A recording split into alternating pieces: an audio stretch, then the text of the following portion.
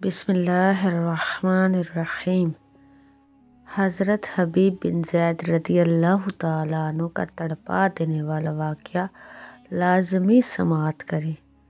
مسلمہ کذاب نے نبی مکرم صلی اللہ علیہ وآلہ وسلم کو خط لکھا، میرے ساتھ ایک معاہدہ کر لیں، جب تک آپ حیات ظاہری میں ہیں تو آپ نبی ہیں، جب آپ کا وصال ہو جائے تو میں نبی ہوں، نعوذ باللہ من ذالک۔ یا یہ معاہدہ کر لیں کہ آدھے عرب کے آپ نبی، آدھے عرب کا میں نبی، معاذ اللہ۔ اس کے خط پر نبی کریم صلی اللہ علیہ وآلہ وسلم نے جواب میں لکھا، میں تو اللہ کا رسول ہوں جبکہ تو کذاب ہے، جھوٹا ہے۔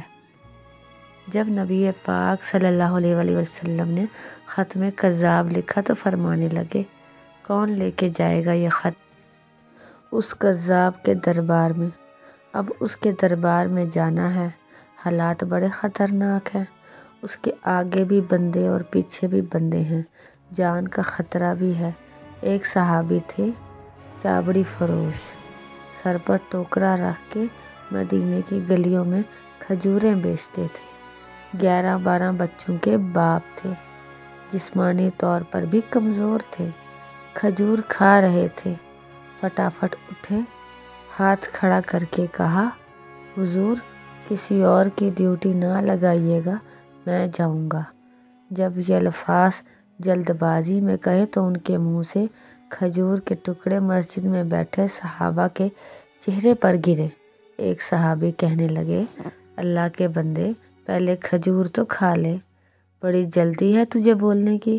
مسکرا کے کہنے لگے، اگر کھاتے کھاتے ڈیوٹی کسی اور کی لگ گئی تو کیا کروں گا، مجھے جلدی ہے۔ اللہ اکبر۔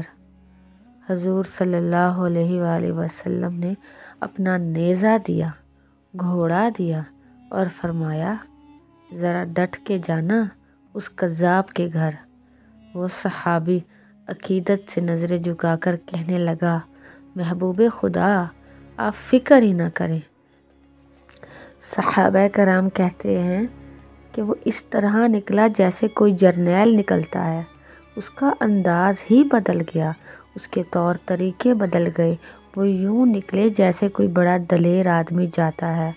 وہ صحابی مسلمہ کذاب کے دربار میں گئے، وہاں ایک شخص جو بعد میں مسلمان ہوا وہ بتلاتا ہے، وہ صحابی جن کا نام حضرت حبیب بن زید تھا، جب وہاں دربار میں پہنچے تو اپنا نیزہ زور سے دربار میں گاڑ دیا۔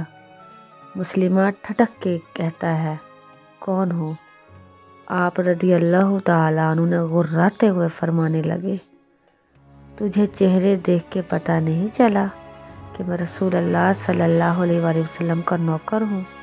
ہمارے تو چہرے بتاتے ہیں کہ نبی صلی اللہ علیہ وآلہ وسلم والے ہیں، تجھے پتہ نہیں چلا میں کون ہوں؟ مسلمہ کہنے لگا، کیسے آئے ہو؟ آپ رضی اللہ تعالیٰ عنہ بے نیازی سے فرمایا، یہ تیرے خط کا جواب لے کے آیا ہوں۔ بادشاہوں کا طریقہ یہ تھا کہ وہ خط خود نہیں پڑھتے تھے، ساتھ ایک بندہ کھڑا ہوتا تھا، وہ خط پڑھتا تھا۔ تو مسلمہ نے خط اس کو دیا کہ پڑھو۔ جب اس نے خط پڑھا تو اس میں یہ بھی لکھا تھا کہ تو کذاب ہے۔ یہ جملہ وہاں موجود سب نے سن لیا، اکیلے میں ہوتا تو بات اور تھی۔ وہ آگ بگولا ہو گیا، آنکھیں سرخ ہو گئیں۔ سامنے حضرت حبیب بن زید رضی اللہ تعالیٰ عنہ تنے کھڑے تھے، غصے سے تلوار لے کے اٹھا اور کہنے لگا، تیرے نبی نے مجھے کذاب کہا ہے، تیرا کیا خیال ہے؟